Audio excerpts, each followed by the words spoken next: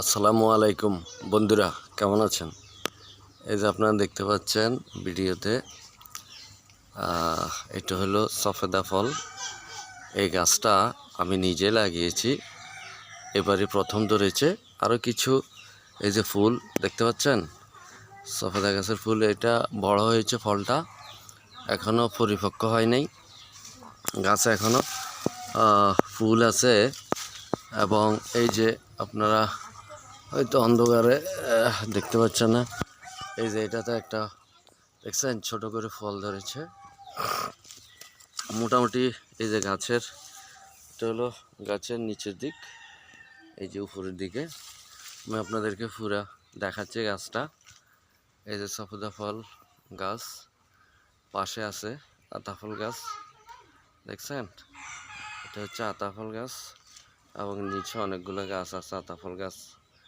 তবে সফেদা ফল গাছ আমি দেখতেছি আরও ছোট ছোট কয়েকটা ফল ধরেছে এবং কিছু সংখ্যক ফুলও দেখা যাচ্ছে।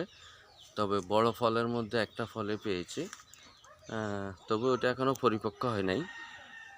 আমার কাছে আজকে খুব খুশি লাগতেছে যে এটা একটা কলম, সফেদা গাছের কলম। আমি কলম লাগিয়েছিলাম মেবি 2022 সালের জুলাই মাসে, 2022 সালের বর্ষাকালে, বর্ষা সিজনে।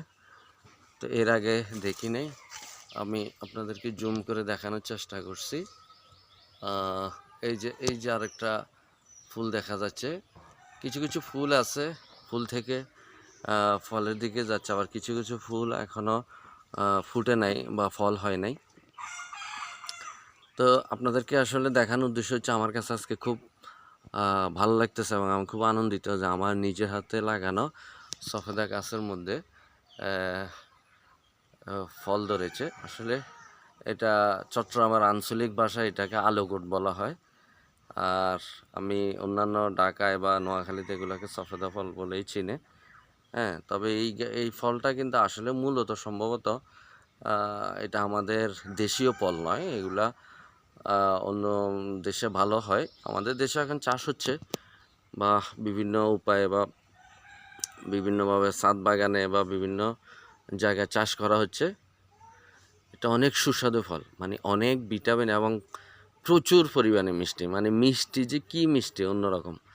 অনেকে আবার সফেদা ফল পছন্দ করেন, আবার অনেকেই পছন্দ করেন, খুবই পছন্দ করেন। এটা দূর থেকে অনেকটা আলুর মতো দেখা যায় বা কিছু অনেক সময় বিলেতি গাবের মতো দেখা যায়। তো ঠিক আছে ভাই, সামনে বর্ষাকাল আসবে।